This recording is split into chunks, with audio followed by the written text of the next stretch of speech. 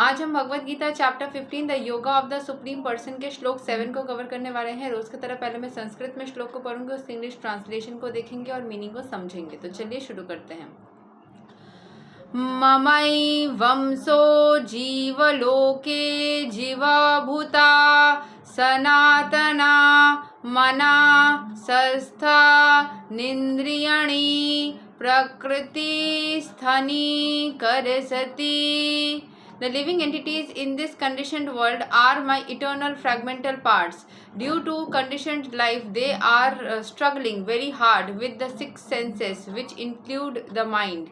तो जो living entity है, जो जीव है, वो कंडीशनड वर्ल्ड, इस मटेरियल वर्ल्ड में रहते हैं। एंड हर एक लिविंग एंटिटी भगवान के ही छोटे छोटे अंश है, माई इटर्नल फ्रैगमेंटल पार्ट, जो कभी ख़त्म नहीं हो सकते, जो बहुत ही पावरफुल है। ड्यू टू कंडीशनड लाइफ, ये जो दुनिया चल रही है, इसके लिए they are struggling very hard. ये दुनिया मतलब ये भगवान के अंश होने के बावजूद भी इस दुनिया के अंदर ये स्ट्रगल कर रहे हैं because of the structure, because of the system of the world. उनके सिक्स सेंसेस जो है और साथ साथ विच इंक्लूड द माइंड, जो माइंड को भी उस सिक्स सेंसेस में ऐड किया जा रहा है। यहाँ के एक्सप्लेनेशन को समझ लेते हैं। In this words the identity of the living being is clearly given.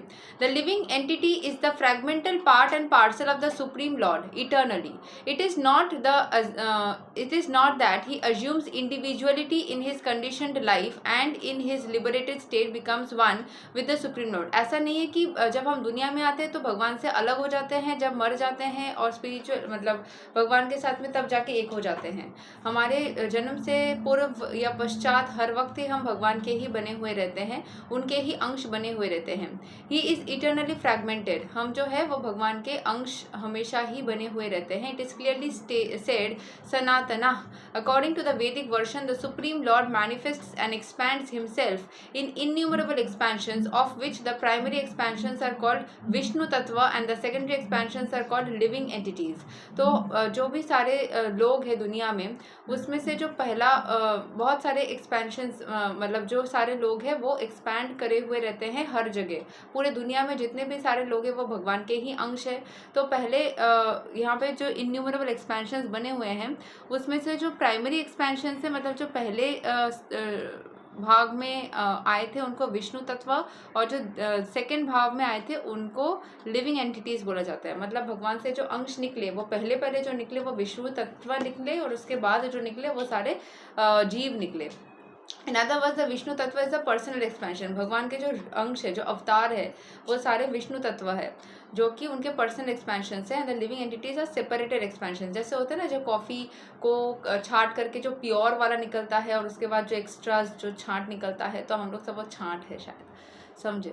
So by his personal expansion he is manifested in various forms like Rama, Nrisimha deva, जो मैंने बोला अवतार जो है वो अच्छे वाले, Vishnu murti, and all the predominating deities in the Vaikuntha planets. The separated expansions, जो बाकी के लोग हैं, the living entities and the eternally servitors, the personal expansions of the supreme personality of godhead, the individual identities of the godhead are always present.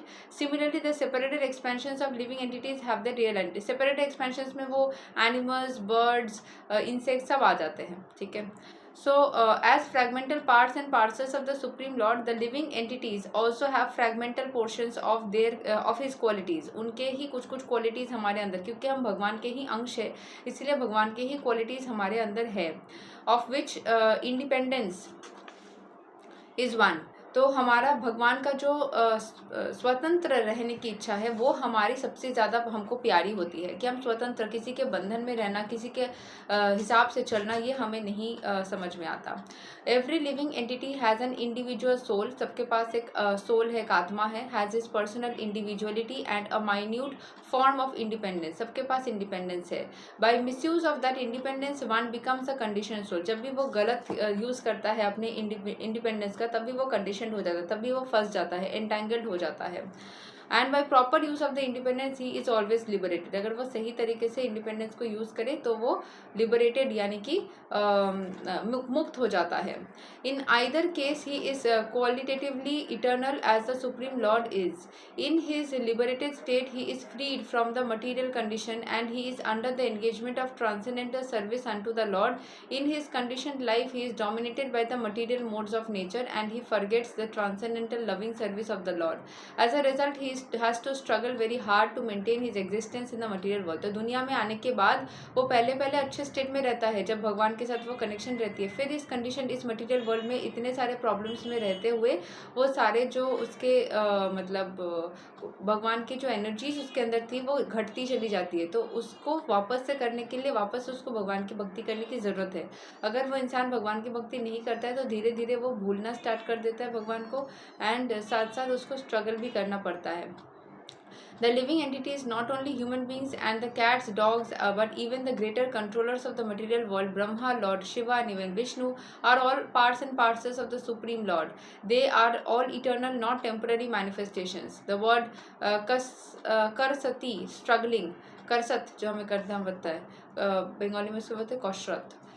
Struggling और grappling hard is very significant. तो कसरत करना पड़ेगा उस चीज़ में, किसी भी situation में बने रहने के लिए हार्ड वर्क करना पड़ेगा। The conditioned soul is bound up as though shackled by iron chains. तो हमें जैसे कि लगता है कभी कभी नेगेटिविटी से किसी को बांध दिया गया है। He is bound up by the false ego. क्या क्या उस इंसान के अंदर रह सकता है जो उसको प्रॉब्लम में फेंकेगा? एक है फॉल्स ईगो, उसके अंदर के अहंकार। The mind of is the chief agent which is driving him in the material existence. तो जो दिमाग है उसके पास में, when the mind is in the mode of goodness his activities are good. जब सही डायरेक्शन में माइंड रहता है तो उसके सारे एक्टिविटीज सही होते हैं।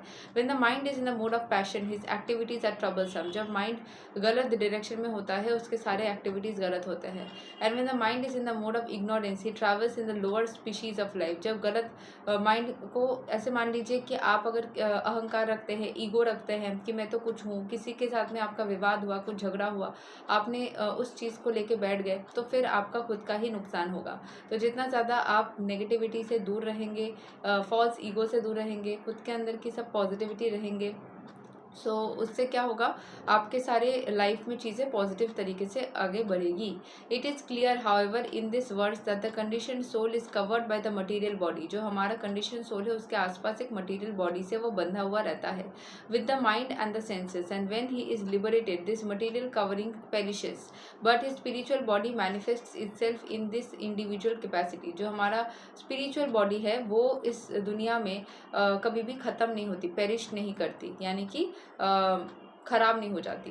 The following information is there in the Madhyandinayana श्रुति।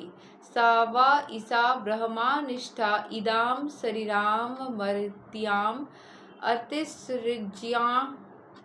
अतिसृज्ञा ब्रह्मा भीसंपद्या ब्रह्मणा पश्यति ब्रह्मणा श्रुणोति ब्रह्मणाई vedam sarvam anubhavati. It is stated here that when a living entity gives up the material embodiment and enters into the spiritual world, he revives his spiritual body, and in this spiritual body he can see the supreme personality of Godhead face to face. जैसे ही वो spiritual energy में आगे बढ़ जाता है, spiritual world में चला जाता है, वो जैसे उस परमेश्वर को अपने सामने सामने देखने लग जाता है, वो देख पाता है। He can hear and speak to him face to face, and he can understand the Supreme Personality as he is. From Smriti also it is understood. Vasanti yatra purusha sarve vaikuntha murtayah. In the spiritual planets, everyone lives in bodies featured like the Supreme Personality of Godheads. As far as bodily construction is concerned, there is no difference between the part and parcel living entities and the expansions of Vishnu Murti. In other words, as liberation, the living entities gets a spiritual body by the grace of the Supreme Personality of Godhead. तो हमारा जो भी शरीर है material world में रहने के लिए, जैसे हम स्पिरिचुअल वर्ल्ड तक पहुंच जाते हैं, अगर शरीर भी छोड़ देते हैं तब भी हमें एक स्पिरिचुअल बॉडी मिलती है जिसके ज़रिए हम अपने परमेश्वर को देख सुन या समझ सके। तो ऐसे भगवद गीता के अंदर बताया जा रहा है। द वर्ड्स ममईस, ये सारे ना कल्पना है, कल्पना है, जब सत्य में घटेगा तब घटित होते हुए दिखेंगे तो हमें समझ में आएगा। द वर्ड्स ममई वमसा fragmental parts and parcels of the Supreme Lord are also very significant. The fragmental portions of the Supreme Lord is not like some material broken part. We have already understood in the second chapter that the spirit cannot be cut into pieces. The fragment is not materially conceived. It is not like matter which can be cut into pieces and joined together again. The conception is not applicable here because the Sanskrit word Sanatana, eternal, is used. The fragmental portion is eternal. It is also stated in the beginning of the second chapter that in each and every individual body, the fragmental portion of the Supreme Lord is present. Dehino smin yatha dehe. The fragmental portion, when liberated from the bodily entanglement, revives its original spiritual body in the spiritual sky, in the spiritual planet, and enjoys association with the Supreme Lord. It is, however, understood here that the eternal living entity, being the fragmental part and parcel of the Supreme Lord, is qualitatively one with the Lord, just as the parts and parcels of gold are also gold. तो यहाँ पे यही बोला जा रहा है कि जब हमारा जो आत्मा है वो इंटैक्ट है, एक एक आत्मा को हम अलग अलग आत्मा में ट्रांसफ़र नहीं कर सकते, उसको काट के फ्रैगमेंट्स में और डिवाइड भी नहीं कर सकते, किसी और आत्मा से जोड़ भी नहीं सकते, जो है वो इंटैक्ट क्वांटिटी है, ठीक है। एंड जो लिविंग एंटिटी है उसमें भगवान की एक अंश प्रेजेंट है, वो इंटैक्ट रहती है, हर जन्म में ही वो इंटैक्ट रहती है। तो जैसे फ्रैगमेंटल पोर्शन जो भी है, जब वो बॉडी से निकल जाता है तो original spiritual body spiritual sky में जा कर के वो भगवान के साथ जुड़ जाता है। तो इस तरीके से लिविंग एंटिटी जो है वो अलग अलग स्थिति में भगवान के अंश के रूप में ही हमेशा रहता है, चाहे जिस किसी स्थिति में हो उसके अंदर कोई ट्रांसफॉर्मेशन, हाँ, हो सकता है कि हमारे व्यवहार में बदलाव आए जब हम शरीर के अंदर आए, और वो सोल के अंदर इंडिविजुअली, मतलब मेरा सोल किसी और के सोल के साथ ना ही एक्सचेंज हो सकता है, ना ही ट्रांसफॉर्म हो सकता है उस तरीके से, ना ही मेरा सोल किसी और के सोल के साथ में कट करके डिवाइड करके मिक्स करके क्या कुछ भी किया जा सकता है। That is not possible. So यही तक है श्लोक number 7 of Bhagavad Gita chapter 15, जहाँ पे हमें बताया जा रहा है कि हमारा जो सोल है वो उस परमेश्वर का ही अंश है, और हम उस अंश को धारण करते हुए ही जीवन में आगे बढ़ते रहते हैं। मतलब हम हर एक यूनिक अंश है उस परमेश्वर के। ये थे कि श्लोक नंबर 7। अगले दिन हम श्लोक 8 को कवर करेंगे। तब तक के लिए हरे कृष्ण, राधे राधे, जय श्री राम।